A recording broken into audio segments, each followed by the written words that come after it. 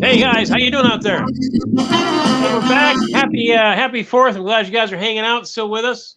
And it's been a great celebration of the country's independence and fireworks and grilling. But I gotta tell you, talk about your grilling. We got a great guy here. He's gonna help us all week. Actually tonight, he's really Anyway, welcome to the off night, and your host and MC and master griller is Mark Sweetman. Hey.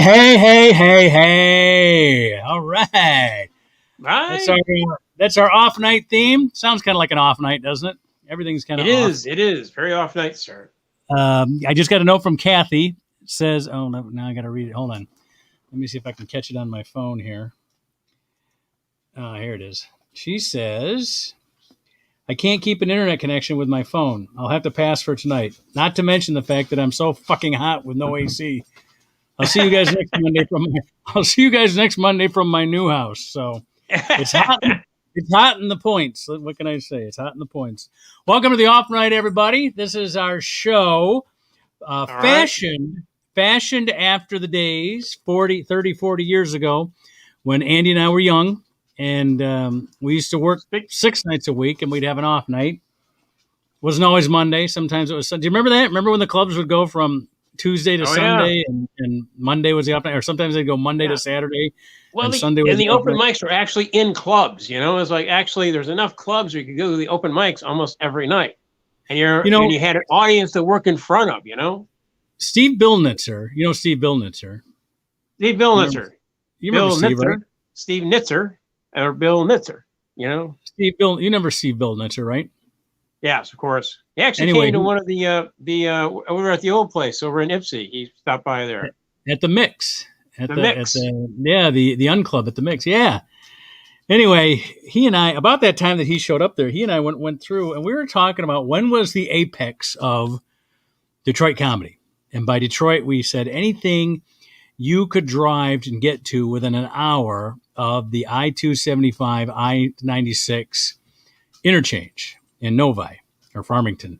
I guess it's in Farmington. Anyway, because we consider that sort of like the center of Detroit instead of downtown, because downtown, basically, the other side is Canada. But we counted Canada, too. But either way, that allowed us to include Flint, Lansing, Jackson, Ann Arbor, Toledo. If you could get there in an hour, from that interchange in Farmington Hills, Novi border, we consider that part of the Detroit market. And we figured out that it was probably 1989 when there were 18 or 19 rooms that paid comics a living wage. That means they paid the headliner at least $1,000 and the middle at least $500. Yeah. You may have to do 5 shows for that, but still. Oh, yeah. When you see what's going on today, I mean, there's only 2 rooms left, really, Ann Arbor and Ridley's, that you consider a paid professional room, and everything else are these comic run rooms. And you know what else? I'll say this too: comic run rooms, I don't think are a good idea, because I'm with you on that. You know what I mean? Because I don't think that a lot of those comics are trying to impress the audience enough. They're trying to impress the other comics more. And there's no worse payer. There's no worth. Nobody is worse than mooching drinks and cigarettes and whatever than comics. You want people that are willing to pay the money out there. And also, they're so jaded. It's like it's basically biting the head off a chicken. Yes, and you can tell they're jaded because even 40 years ago, comics would see a comic get a huge laugh and in the back of the room be going, "Yeah, that's funny." Exactly. It's not a normal reaction to the audience. So you're not getting any sort of reasonable expectation that this joke is going to work in any other room except for the totally, rip the head off the chicken comics who were just looking for a geek show. And we always used to say, don't play to the back of the room, because that's where all the comics would stand. Would be in the back of the room. So, comics thought they were killing because the guys in the back were laughing. Usually we're laughing because somebody's dying up there. You know what I mean? They're dying horribly, If the only laughs you're getting are from the back of the room, you're not really doing that well. Yeah, you're not. Yeah, I'll have to admit. Yeah. So, but the things you thought you were doing good, especially like in Ann Arbor. I'll mention a guy named Tim Herod. Oh God, Tim He Herod. he did stand up over at the Ann Arbor the Main Street Comedy, and he would Right. kill there. But it was all Yep. students, Right. and it was You're all talking like about, you're, comics who you're, come and watch the other comics. So he had a you're knack for talking about getting the comics to laugh and the students to laugh. the Michigan Union, not the Oh, the main. Michigan Union also, but Okay. Main Street he did well. Right. Right. But the problem is once he went off those two places, he would tank. And he Yeah. just tried to use the same material they used for those guys up at like Holly and up and over in Detroit. And that drove him, well, I'm just going to, We had guys like that 10 years ago at the Unclub. Remember that Yeah. James? I can't think of his last. His parents were British. James. Oh, yeah, yeah. You know who I'm talking about? Had the Yeah, but he had the moved great out. head of. He left. What did he do? He went to another city. He either went to Chicago or he went to the East Coast. Yeah, how's he doing? I haven't heard. I don't from know. him. I never heard from him. But he was. I mean, he was a hoot, right? But that was Yeah. in that sort of that petri dish And that was the Unclub. You know. It was kind of like he was kind of trying to be the new Andy Kaufman in some respects. Yeah, yeah. Well, Yeah, it's really like, it's like it's the type of thing when you're watching comics like that, and he and Brad, what was Brad's last name? I can't think of Brad's last name now. You know, the guy who did well out of there. Anyway, those two guys. You're talking about the guy that I actually got his album. That's what you're talking about, right? Yeah, he signed with Third Man Records. I can't think of the guy's name. Yeah. I can show you his album. I got it up on my shelf. Anyway, those two were like the featured guys, you know, and totally opposites. And one could have hit, and one couldn't. I mean, you think of all the guys that were really funny when Andy Kaufman was come along, and he's getting started in that live. You had to be thinking comics are going, what has he got? What the hell has he got? He plays Mighty Mouse and Matt Pantomime suit. What the hell is going on here? You know. Yeah, it was, but but then it's sort of like somebody else was talking about the difference between what was taking place, and even Steve Martin I think was talking about what was taking place. He was not looking for punch, set up, punch. He was looking for humor, like juxtaposition, absurdity, and using the character to make an absurd sort of thing, Well, that's what Andy Kaufman was great for. And the thing is, whenever I saw Andy Kaufman, I laughed very hard. And it wasn't what he was doing was funny. It was that he had the balls to do it. I mean, it was like, here he was on network television, and the sponsors had to be going, what the hell is this? And I guess all the producers had to do was say, look at our numbers. People are tuning in. And he was like, you guys love Tiny Tim, didn't you? Oh, yeah, we love Tiny Tim. Well, here he is. Here's the next Tiny Tim. Watch and enjoy. Watch and enjoy. But that's it. It's like the people in California and New York, they always wanted paper and jokes, so they knew what was coming on the TV.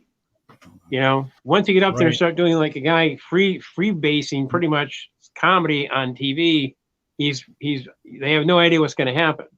Right. That makes them nervous. All right. Well, my wife is hinting that she's ready to get out of here, so I'm ready for her poem. It's her news of the week, her current events poem that we've now grown used to for the last 4 weeks. It's become a regular feature. So, do you want to be on camera? Yeah. Okay. Yeah. So she's making me get up, so she's going to take my seat. Okay. We don't have the two cameras set up with the switching board yet in the Sweetman Studios, so I have to get up. Although we cleaned out the basement, that may be coming soon. We did clean out the basement, and we noticed that the wall was green, so we could go anywhere actually with a green screen. So here's I don't know where my sunglasses are. Hang on. Not the right shade of green, but all right. Just going to be a normal. That's okay. Here comes normal audience member. Okay. Mark has given my poem a nice title called News. Great. Very, very artistic. Nice. All right. Poetry Corner. Now, here we go. News on the march. Here we go. Oh, your mic is moving, Mark. The mic is marching. Okay. In the news, what's there this week?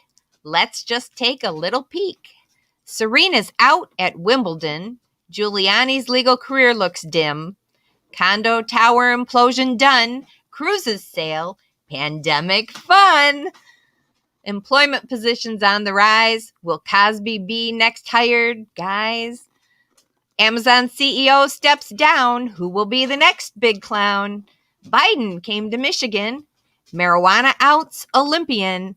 Hurricane Elsa's on the way. Tomorrow will be another day. All right. And that's the poem for the week. Thank you. Poem for the week. Got it. Thank you. I'll be here all week. I like that that gives us an agenda too that we can go off of. So Cool. actually, not that much of a news week when you think of it. Everything has sort of been surrounding and centered on the hurricane coming in on the what's that? Where's the beer? Oh, I drank it already. So That great big. that great big one. Yeah, I drank the great big beer. I'll go get another one after the show. I want it. There's wine. Center of the hurricane. So anyway, but the condo, the second tower of the condo came down. Had to come down, really. Yeah. They couldn't let that stand. And then there were people that were, I guess some guy had to leave his pet there. So that's got to be a crusher. Box wing. Yeah. But Well, it's like it's pulling up on 7 days. They're probably pretty sure that nobody has survived. I wouldn't think so. I mean, I don't know. I don't like it if the covers are too heavy on me. I don't know if I could take a few floors of concrete coming down on me. Yeah, I mean, even if there's there's a pocket of air somewhere, I'm pretty sure that pocket's done. Yeah, but that pocket of air, I mean, even if there's a pocket of air, if there's, thousands of tons of concrete on your gut, you're not going to be able to breathe anyway. So Exactly. Oh yeah. So that's a bad situation. They only found like 50 so far. Well, I guess they found like 10 since the other tower came down, because they were saying that they couldn't go any further with this other tower in the way, and that having that tower down without anybody in it, I mean, they got everyone out of it first, obviously. Yeah. But without having anybody in it, they could have that thing implode in a way that it would fall and give them more access to areas where they couldn't get before. So, in that sense, I mean, they're going to find what you're looking for now is closure for these people that lost loved ones. You want to, I mean, I would want them to find bodies or at least some DNA, a finger or something, to give you some closure on the whole thing. But anyway, and that's, that's another thing too, is you got to go tell all the people that, all these people are talking about, the one guy made a note public. He's telling his parents he loves them. I says, well, kind of late for that now. I guess it's time to tell your parents now. Let your parents know, let your parents know now before their building comes down or their boat sinks or their plane falls out of the sky and all that stuff. Anyway, so that's somber stuff. I'm not. Let me see if there's anything happy in here. Looks like Giuliani's losing his license in more states, so that's kind of. There you go. Yeah, he's. I saw an interesting headline about how Trump is sort of upset with Giuliani because Giuliani's bugging him for payment for his services. Trump's going, what services? Well, I tried to get the election results thrown out. Well, you didn't do it. So what am I paying for here? So yeah, exactly. The old Trump. Well, you didn't succeed. What, in creating a lie and actually putting something together? We're creating falsehoods. There's no way I can succeed. Are you crazy? Well, that's good news. That's good news too. These Republicans that were backing Trump through the whole thing, once the investigation was done and the Republicans did the investigation, they have decided that yes, Trump did lose Michigan. So that helps. Yeah. Also helps my party too. If any of these idiots try to run for governor against Gretchen Whitmer, if they try to run on the false election. Well, you think Chief of Police is going to run for governor? I don't think he's got a chance, to tell you the truth. Yeah. But I think they might talk him into it. They might talk him into it for the same reason they talked Bill Lucas into it. Remember, Bill Lucas was Wayne County Sheriff, Yeah. black Republican, and he ran against Blanchard. Yeah. And what he got out of it was a Washington appointment, like, with one of the departments in one, I don't know, FBI head or something. He got some sort of appointment out of Washington, and that's what you do it for. You do it so that when your party does get in power, Yeah. some appointments for you. So, but I really don't think that chief of police. And here's what the Republicans make the mistake of: they think, black guy, we'll win black votes because black people will only vote for black candidates. And one, James, what's the guy's name? John James, who's the guy that ran for Senate twice in a row and lost. He ran against. He ran against. Debbie, I know who you're talking about. I can't remember his name.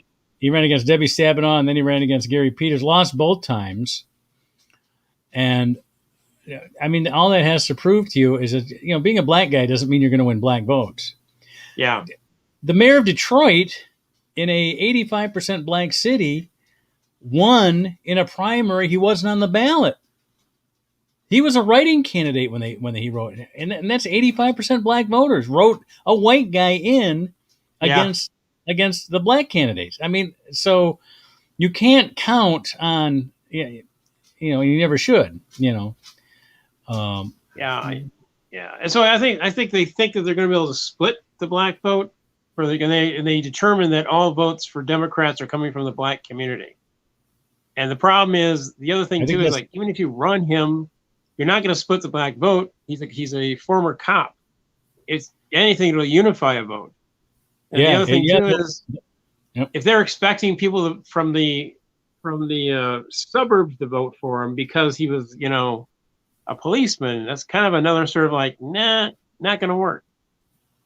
Well, and proof of that is that I think incumbency helps Whitmer too, because remember when Oakland County was Republican, it was when Brooks Patterson was alive. As soon as he died, everybody turned Democrat in that state, in that county, which makes me think, they talk about Democratic political machines. What kind of a Republican machine do we have when the head guy dies and everybody turns immediately, to the other party? Oh, he's dead now. Oh, good. Woo! Yeah. I hated sucking his dick. That's for sure. Yeah, I think that the Republicans may think that Gretchen's vulnerable because of her problems with the businesses and stuff like that. And it's like, I don't think that's. Honestly, I don't think so. What if everybody that's alive votes for her? Because they lived. Yeah, I think that's the whole thing. It's like, to me it's a no-brainer to have her again. She did such a good job. Yep. I can't, in 100 years, the most unique sort of situation ever, and she did it. Her and Barack Obama did probably the best jobs in the last 50 years in their chosen fields. So, I mean, you think, Barack Obama had 3 wars and then a total, depression, and he handled it in 6 months. Yeah, but nobody, why he won't get credit for that. I mean, it's, and here's the argument we're having in my party, is that we're still kind of, I don't know, middle of the road. We're not as radical on the left as they are on the right. Yeah. In other words, we'll allow for something a little bit right of center, because you know what, you're not killing Jews type of thing. You're not lynching Negroes. So we'll allow that. But you've got people. I know I do. I've got people on my left that are saying, no, what do you say? That's the first step. I mean, you allow that, you say that, and you're allowing them the first step towards all this stuff. So I hear. Is Sam with us? No, Sam's just reminding us that he was not going to be here this week. Oh, got it. He had told us last week he wasn't going to be here. So, he just sent me a I text raped message. Bill Cosby. I saw that. Full disclosure, I raped Bill Cosby. I raped Bill Cosby. Very nice. Uh, Yeah, I like that. The first thing that Bill Cosby does is try and set up comedy gigs when he gets out. he tried to set up what? Comedy gigs? Comedy That's gigs, cool. yeah. That's what somebody said. He contacted his agent to get him some comedy gigs. Well, you know what? If an agent's good, he'll get him the gigs. He's probably gonna be able to get some gigs. San Quentin, right? Yeah, Folsom, Jackson Yeah. Prison. He'll get some prison gigs. yeah. So No, I forgot about that. Yeah. Oh, she did have Pretty Cosby mentioned. He has some gigs yeah. overseas, man. Yeah, and that could, I just don't. It's so hard. Maybe he'll tour with O.J. Simpson or something. Get a little tour going. Yeah. I don't know The me and my shadow tour. I don't know. No, he'll go to the gig in the Philippines. Oh, there you go. Bill Cosby at Subic Bay for the next 6 years. Okay. Maybe he can go down to Surfside, Florida for the recovery effort. Figured people needed cheering up or something. Yeah. Oh, there's a hole. Yeah, his stuff's still good. It's just, always. So Serena remember. Williams had to pull out of the Wimbledon tournament. Injury in the What do you second game. Serena Williams had to pull out of Wimbledon. Oh yeah, she had a bad injury. Yeah, well, she I guess they stopped the game. The doctor looked at it, tried to patch her up. She went out there, she slipped again. And that was it. So why, Yeah, so she's almost in her 40s now, isn't she? She's 39. Her next birthday she'll be 40, and she already announced she wasn't going to play in the Olympics. So, Yeah. I mean, how much money do you need? I mean, if you've won as many tournaments as she had, she's got to be set for life, I would think. I mean, I don't know. It's like the Play Ty Cobb. I did the Play Ty Cobb called Cobb. And There's a line in there that says, you got 40 to possibly 40 years left of your life to just basically sit around and welt and not be able to do the thing you did the best. So it's like, after you hang up your rack, you're pretty much just a guy wandering around with nothing. And that was Cobb's view. So that's why he tried to go into management and stuff like that and try and become a manager, but everybody hated him. Yeah. So, Yeah. and he wasn't necessarily a good manager. He was he's not a guy he's not a guy that you're actually you only worked for him because he knew what he was talking about, but his style of management went out once they started to. Well, it was a different game. It was a different game once he retired because it was Exactly. When he was playing, it was scrap it out. It was like just getting on base, whether it was a hit, an error, or a walk. They didn't even think about doubles, triples, and home runs. They was just like get on base, no matter how you got on base, and then you would take care of the rest of it. You had 3 outs to get moved around. Yeah, and, it was all about the psychology of getting into the mind of the pitcher and then stealing bases. And a lot of times back then, you didn't have, what were there, like 10 teams in the major leagues? I think there were, 10 teams in the major leagues. No, it had to be more than that. I think the National League's older by about 30 years. So I think when they started playing the World Series, I think there were like 8 teams in each league, 10 in the National, 8 in the American, or something like that. And you didn't have a pitching staff of 9 and 10 pitchers. You know what I mean? Sometimes 11 or 12, where you had people to come in. You had these guys like Walter Johnson and Cy Young that were pitching, 9 innings, and they didn't ever leave. You know what I mean? Yeah, and then 3 days later, they're pitching again. So they weren't pitching. They weren't pitching with the velocity that they are today. So you were more trying to fool the guy, which is why you had a guy like Mordecai Three Fingers Brown, who had a thumb and two fingers, which allowed him to throw these goofy, swirling balls that didn't rotate the way every other pitcher would because of the shape of his hand. And so he didn't throw it at 95 miles an hour. And it was what they called the dead ball era. It wasn't really until like in the mid-teens, closer to 1920, where they changed the composition of the ball where it could be hit out of the parks. Yeah. Because what they were doing is they were putting in fences around the outfield. When they started back in the 1800s, you had the grandstands along there, and the outfield would go off infinitely until it hit a train track or something. I mean, balls would always roll to a stop before it ever reached the end of anything. Mm-hmm. So you didn't have these that once it goes 325 feet and over a fence, it was a home run.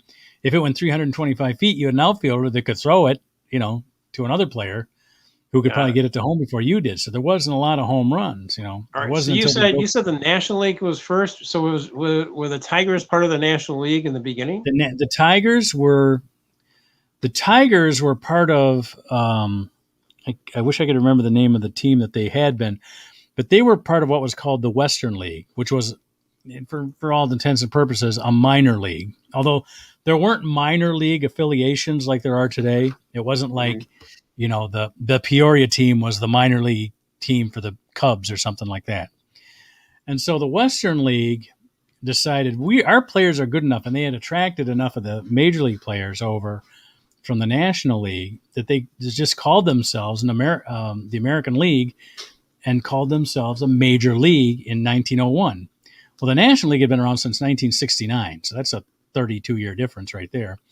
And so it was pretty well established with stadiums, payroll, a business plan.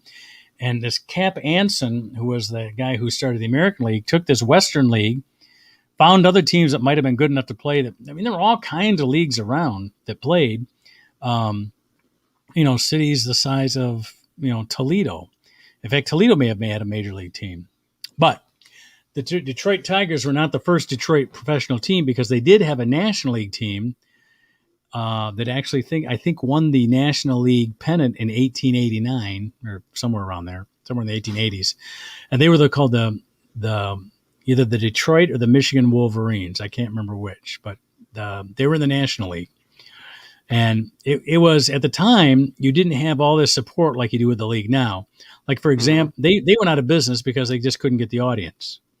And they may have been sold to somebody else who put them in a smaller league or a less expensive league.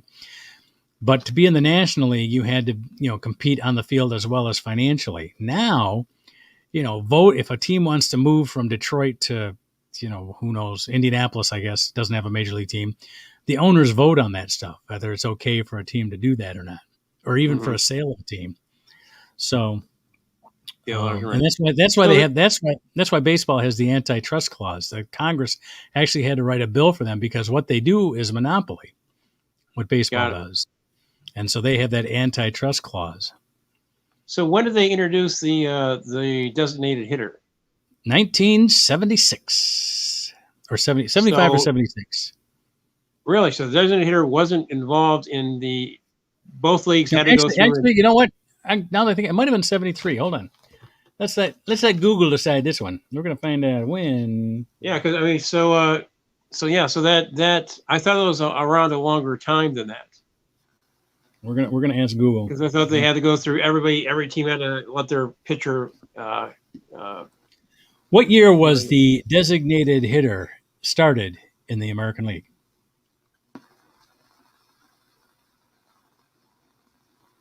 Here comes my answers. 1973. Wow. 1973. So I thought it was a longer established thing. No, I didn't realize the American League would also have their pitcher go take a bat. I didn't realize that. 73. That means this is the 48th year that we've had a designated hitter of the American League. Mm-hmm. And which is cool for Sohani. What is his name? Sohani Tohari, the Japanese kid on the Angels, who's a pitcher. And if he only got the bat every day that he pitched, he wouldn't have the 31 home runs he's got because he's also a great hitter. Yeah. I'm telling you, at 31 home runs, I gotta think that if he had to choose, he's probably going to choose to be a hitter rather than a pitcher. Because as a pitcher, I mean, he's not dominating as a pitcher. He's okay. I mean, he starts, and, he's in the majors as a pitcher. But they'd keep him now. Yeah, they'd keep him as a batter just because he hits so well. I don't know what other positions. He must play other positions if he's batted before. But well, that's interesting. Well, I had a chance to go to the game on Saturday. And that's the one they won, right? They won Saturday? Yeah. It was pretty good. Yeah. There was an in-park home run. How was that? That was exciting, I bet. That's usually pretty exciting. Yeah. It was Haas. It was pretty good. We got good seats. We're in the 219 section. He's a local kid. In fact, I think he's from Garden City and went to Dearborn Divine Child High School. I think he played in the same basketball league my kids did. Oh, wow. Was never on the same team because he would have been a couple years younger than Gabe and a couple years older than Ben. But he's from Michigan. But the name Eric Haas sounded so familiar to me. I was thinking that he might have played in our basketball league. I don't know. Yeah, so he was pretty good. I mean, we almost got a fly ball from who's the designated hitter? Our designated hitter, Miguel Cabrera. Yeah, we almost got a fly ball from Cabrera in our section. So that's cool. That's always fun. Yeah. How much are tickets? How much are tickets going for now? What do they charge you for tickets down there? Well, I had kind of a special deal. A friend of mine that I see on. So nothing for you is what you're saying. So nothing for you is what you're saying. No, he charged me. He charged me the amount that he got charged. So it was $25 a ticket. That's not too bad. It's not like the $2 and $5. My wife and I used to go all the time. When we went to Wayne State, we used to go all the time to Tiger games. It was $2 bleachers and $5 reserve. Yeah. And we thought, God, I wish we could afford $5. Oh. There you go. Yeah, so it was pretty good seats. Wasn't too bad. A little hot. I had a hat and a handkerchief to keep my neck from getting burned, so that was good. But yeah, it was a pretty good game. So I sent these photos to the lady from Qatar and her son, and apparently they want to go to a game also. But they're over in South Bend, so I got them some tickets, and I want a VIP section. He said, I don't know what that is. I'll try and find you one, but apparently there's some diamond sections that are like $3,000 to $10,000. I'm kind of going, I don't think you want those. I can't imagine that you want one of those by yourself. So I found her something called like the club. So apparently it'll be like there'll be tables and there's stuff for her to kind of Okay. Yeah, it's like I know what you're talking about. It's like a mezzanine section or something where they So then I guess to get served, there'll be a server for you, and that would be fine for her. Sure. But so her son's about 13. I think he's been to a game or not. I'm not sure. But they're closer to Chicago than Ann Arbor. So I'm gonna be able to see a game at the White Sox. Comiskey Park, or what they call it now, Guaranteed Rate Field or something. Guaranteed Park. Guaranteed Rate Park. Yeah. It's, apparently they actually have a South Bend team. There's a South Bend Cubs, so it's a. Well, we got teams in Grand Rapids and Lansing too. Yeah. There's a league there's a minor league that plays up in Utica. Oh wow. They got 4 teams, I think, that all play at the same park. But I understand that the biggest cheeseburger is at the Whitecaps in Grand Rapids. Really? I guess it's the size of a hubcap. Wow. So I guess that's where I'm heading, to the biggest cheeseburger place they've got. I don't understand why Grand Rapids only gets an A team. I think they'd be a double A size city. Yeah. Yeah, I don't know. Toledo. It's kind of like I'm wondering. wondering. But so the South Bend has the Cubs, and they're a minor team for the Cubs. But the Cubs, cheap seats are like $90. Cubs in They're Chicago, not the That's Cubs in the Bend. Chicago Cubs, yeah. Yeah, Chicago. Oh, yeah, well, that makes sense. I mean, you're paying top So- dollar for top game. But you They know what make- I they do make is it- especially when the Tigers are having a bad season, like they're under 500 now, I go onto StubHub and look for the $4 seats, and people just trying to get rid of them. You know? Were you going on to Toledo? No. I'm talking about Comerica Park. You go to Oh, StubHub. okay. You ever heard of StubHub? No. People sell their tickets.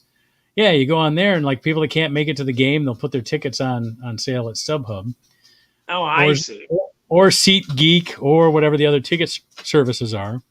hmm And I usually look for something under $10 and buy 4 or 5 of them. Take the kids down there.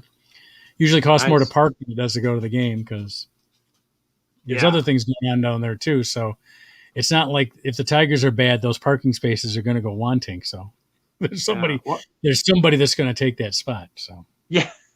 Well, I find it difficult to, if you don't have a car, to try and get to the stadium from Ann Arbor is almost impossible. I try to check things out, try to check the bus, like the Greyhound. Their yeah. hours are completely opposite of when the games are going on. And It's- then it's- try to use and it's- the Amtrak, completely opposite. It's Yep. easier for me to go to Chicago and see a ball game than it is from going from Ann Arbor to there. However, I found out the way to do it. There is a circular bus system that drops off at Ann Arbor, Lansing, and the Metro Airport. And that has hours all the way up and down the thing. That's $20. And there is a meet of a Detroit bus system, the 261, Yeah. will pick up at the airport, taking you to downtown. Oh, there you go. So you connect those two, and then you can get it out at the same time. So it's about $45 to go see a game. Jeez. But- You could rent a car for that much. Well, sort of. You can rent a car. Well, you can't rent a car now. Cars are $100 a day. Yeah, that's silly. $100 a day, man. That is crazy. Yeah, it's just the demand, but it's like, if I try to get a rent a car, it's like $100 a day, Wow. and that's even before they put the stuff on. Yeah, that's before the collision waiver, right? And all that stuff. Yeah. So it's like it's pretty steep. I don't know. I still haven't seen a game at Toledo or Lansing, so I might just check out. Yeah, those the parks. Toledo, it seems like the Mudhens would be a place to go to. So Well, yeah, all the players we know from earlier in the season are down there too. All the ones that the Tigers sent back. So yeah. See, my theory is this: is that we should take, we sent the wrong things to Afghanistan. We tried to send them bombs and weaponry and food. We Right. needed to convert them to baseball. We needed to send them a major league baseball stadium. isn't that what happened? Isn't that what happened in Japan? Didn't we? Didn't Exactly. baseball, drop a bomb, pick up a bat. Exactly.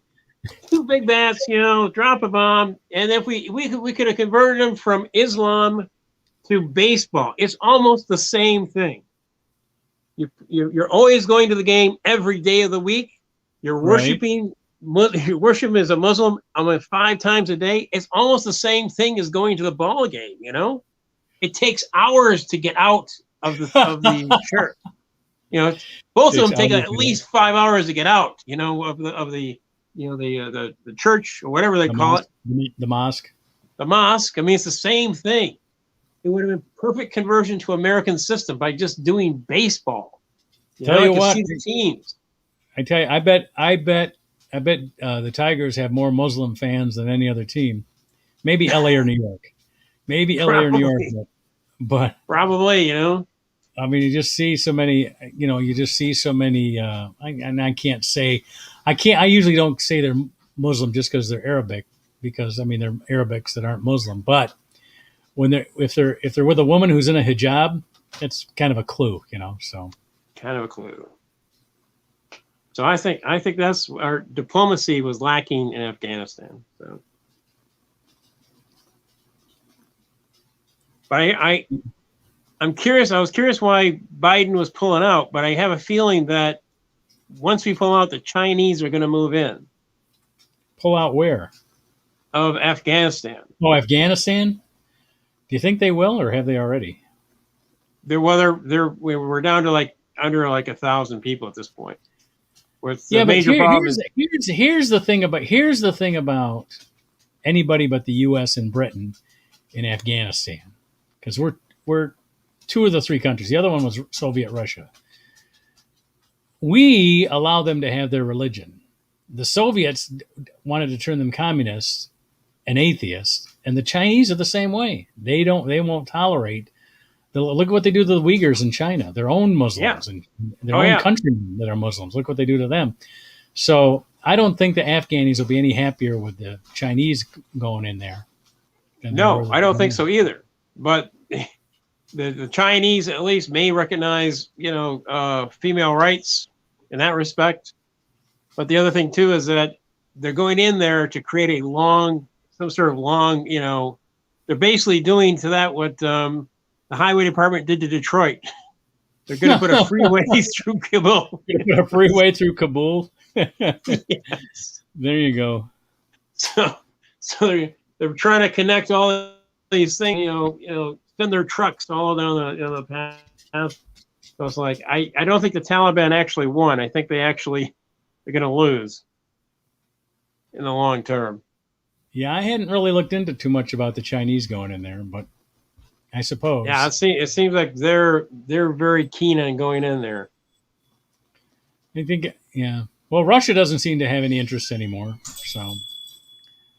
Oh. And they're not even on the border anymore, because I don't think Kazakhstan, which was part of the Soviet Union when they were in Afghanistan, isn't part of the Soviet Union anymore. So. Yeah, we'll see. Yeah, so the plus side, the Chinese really have no interest in messing with a government. They just want their thing to go through there. So they want their poppy seeds. That's what they want. Exactly. They want their heroin trade. That's what they want. Get the heroin trade, the whole thing. Yeah.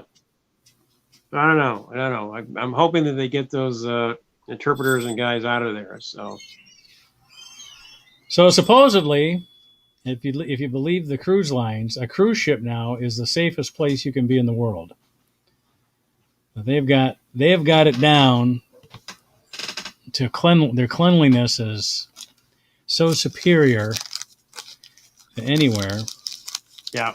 And I've been on cruises. I've never ever gotten sick or anything, not to the degree that hospitalized me or incapacitated me. I've had the sniffles and the cold and like your common cold type thing, but I've never had anything like that. So I have nothing to compare it to. But we just had a pandemic that killed 600,000 people in this country. So yeah, still, yeah. 600,000, and what could have been if they hadn't done something, if they hadn't paid attention to it, if they hadn't hopped on it. I mean, I know Trump wants to take a lot of credit for it, but I think he did a lot to fuck things up. So, yeah, it's just tough. I mean, that's the whole thing. It's just like, the possibility of losing close to a third of the states was what they were talking about. Wow. So yeah, that would have been like, if you think we didn't even get half of the number that were died during the Spanish flu, but we've got like 20 times the population that we had back then. So yeah, that was a huge thing back then. Yeah, well, that whole flu supposedly started somewhere in Kansas and went all the way through the entire European war. Well, we took it over there as soldiers in World War I. So exactly. So it was like the trenches were filled with flu and weaponry and tanks, and weren't shot by a bullet, you got killed by the flu.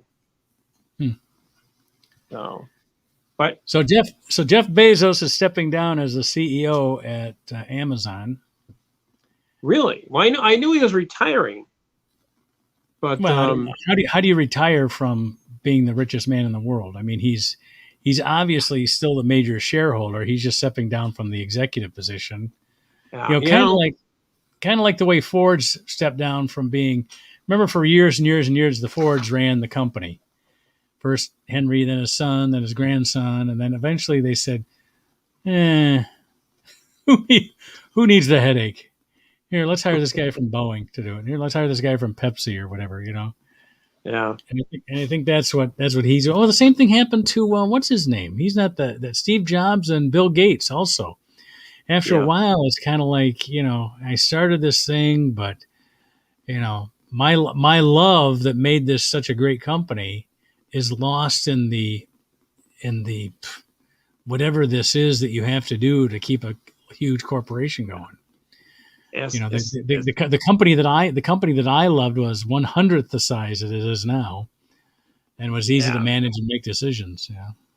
Yeah, well, they live with the research and stuff like that, but you have to manage people, and that's a whole different animal. So Yeah. there are people who are great at projects, and there are people who are great at managing. None of the two will meet. Unless you're Trump, and then you're good at everything. You are great at Oh, everything. yes, yes. Oh, I'm so good at You are, this. you are so good at everything. You just can't lose. I can't lose. And if you do lose, it's because somebody cheated or somebody stole it. So That's right. It was there. It was a imbalance. Yes, but trying to think of what this other stuff was. Bezos. I remember the first time I heard the name of Bezos is I was working at Walden Books. what was Bezos a curse word when you were working at Walden Books or Kind of, something? yeah, because he was like, he was basically, stealing the majority of our business from us. We could only get it in 2 days, but they were online, and then we could get it in like 2 days, but they didn't have to go in. It was pretty intense. You know How what's much- great?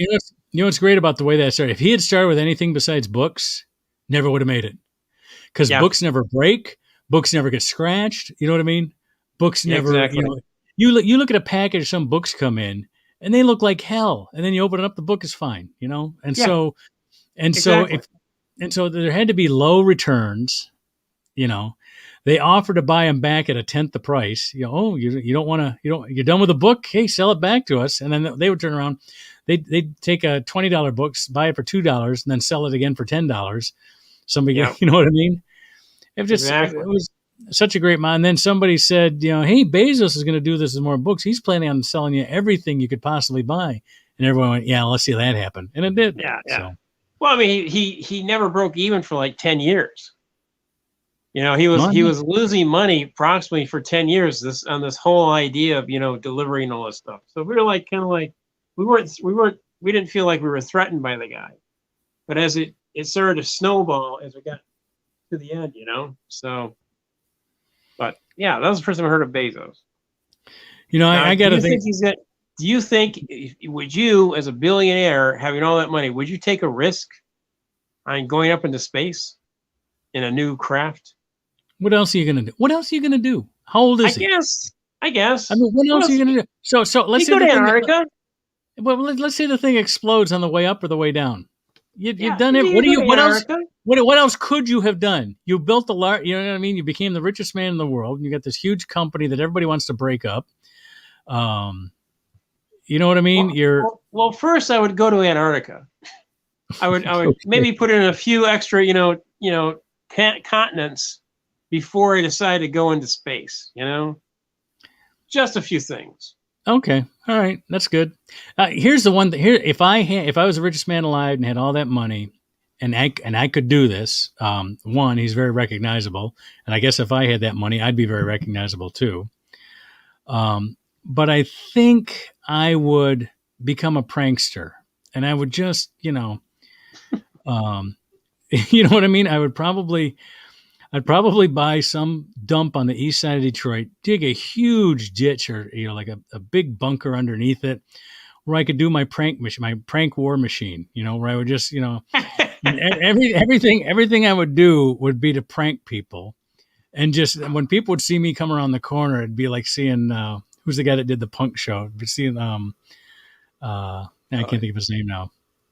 Oh, yeah, the kid that did that '70s show. But anyway, you know who I'm talking about. Did them. yeah. But it would be yeah. it would be just so much fun to punk people. I mean that would crack me up.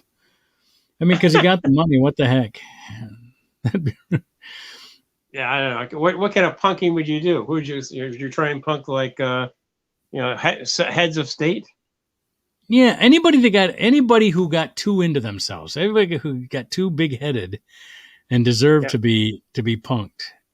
Yeah, I wouldn't punk Putin. That's the only guy. I don't think he'd take a joke. Well, what's he going to do about it? Well, there's delivery of poison to your house. That's always something you do about it. So. Yeah, I guess that could happen. Didn't think about that. Oh yeah, thank you. You send me you. Thank you for change my sheets. I'm going to kill you. Hey, Mr. Sweetman, I really appreciate the dog shit burning on my porch that I had to go stomp and put shit all over my shoes. Thank you. You'll be all over the Kremlin. My girlfriend and wife hate you. It's like, my Russian accent's not very good right now. My wife and I hate you. There we go. There's my Russian. I was doing Mideast. I don't know why. I don't know either. I was just mimicking you. Russian accent. Russian and German same. So Boris, Natasha. I just have to say the words Boris and Natasha, and I'm back. Yeah. I did some open mic over in Ipsy, and it's like this guy. He doesn't have a microphone. He had a street sort of bullhorn thing like the police do. Oh God! So he was using that as his microphone. So we said, "Oh, what the heck? We do the open mic anyway." Oh God, that is so funny. So of course I'm bombing, but actually I did finally get some jokes and some laughs from the millennials. Okay, I had to explain it to them. So I said this. I'd like to do some scenes from some movies with Samuel Jackson, but I realize it's not politically correct. So whenever I'm doing Samuel Jackson, I'm going to use the voice of Jimmy Stewart, who is an old actor from the time. So, and you'll know him as George Bailey. Okay, so I'm going to do a scene from Pulp Fiction as Jimmy Stewart doing, saying, yeah, okay, Brad. Hi, Brad. Yeah, you're real big funny, Brad. All right, Brad. Yeah. Huh? Oh yeah. And now I'm going to do a scene from Brokeback Mountain with Jimmy Stewart and Jonathan. Yeah. Oh yeah. Yeah. Oh yeah. Oh yeah. Yeah. Thank you, folks. I'll be here all week. Wow. Yeah. So now that is like there's no punchlines involved in that. Oh, I know. There's a juxtaposition. Oh man. And do you ever see anybody from the old Unclub? Once in a while. I mean, actually, Tim. What's his name? Tim Henning was there. Oh, Tim Henning, yeah. So he was, the manager guy. But I do once in a while. I'll see. He was at the open mic you were at? Yeah, he was. He wasn't in it. He was just watching it, going like, "Oh my God," Oh shit! I should have come. I'll see you in the beer. But is this a weekly open mic? Tony Klee. Yeah, I remember Tony Klee. He actually lives about 4 houses down from me now. He just moved in there. He was gone through some program, and he's now working as a person at a retirement home. Mm-hmm. But he's also creating his own tea company. Wow. Or working on tea. It's called Sip Salanti or something like that. So.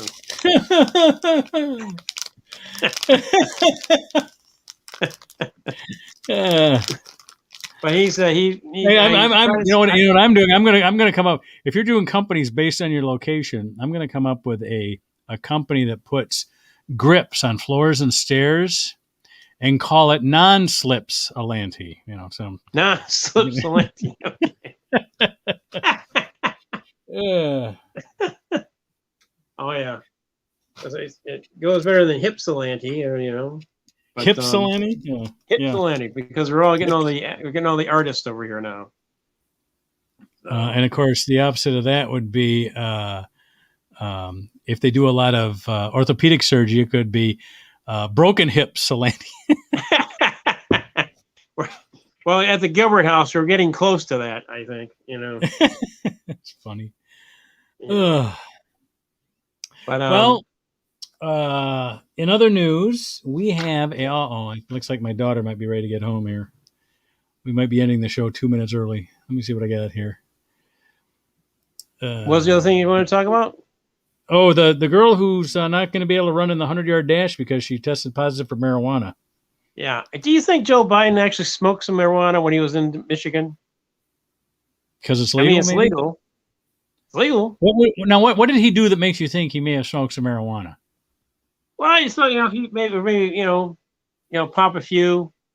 He looked a little like, he kneeled down. For some reason, he kneeled down. Well, this is interesting. A relative, when I say relative, by two marriages, in other words, I had to marry someone and then their relative had to marry someone for me to be related to this story, but was up in a restaurant yesterday and Joe Biden walks in and they asked him to take a selfie. And we got a picture, that my wife got it anyway through text, of Joe Biden taking a selfie. And wow. It was like, I said, great for a 78-year-old to be taking a selfie. And my wife says, yeah. And he took it just like a 78-year-old would too. Half his pictures off the frame. But you know what? He got the important part. You could tell it was Joe Biden and you could see all of the kids that were at this restaurant all excited to be in the picture with him. So, yeah. I think you'd rather cut half of your face off and let more kids get in the picture then. But it was my wife's brother's wife's brother. So I'm not related at all, just because I married someone and then her relative married someone. So that's how I'm related to that picture. But I thought it was kind of cool. I felt kind of, hey, all right. I know somebody that got a selfie with Joe Biden. Awesome. I met him once at a wedding. So that's about it. That's all I know him. Yeah. But that was, so anyway, about the Olympian who doesn't get to run now. Fair. I mean, supposedly the marijuana was consumed in a state where it's legal. Yeah. But it's still, I guess, the Olympic Committee. I don't know if it's a U.S. Olympic Committee or the International Olympic Committee. I don't know. International Olympic Committee. It was still in our system. It's still in the books. But you had a. Well, my way of thinking is, look, if you broke the record for the 100-yard dash or the 100-meter dash, and you were smoking marijuana, you should get 2 medals for that. Yeah, I mean, marijuana is not the type. It's not the type of stimulant that would cause you to run faster. You know what I mean? It just doesn't make sense to me. Kind of slows you down a little bit. Yeah. Yeah, it's like there was somebody was yelling at somebody about the there are some interviews that he said, why are you so uptight about marijuana? I mean, it slows everybody down. It doesn't make them hyper or try and drive. They're all basically trying to go home and sleep. Right. I get that.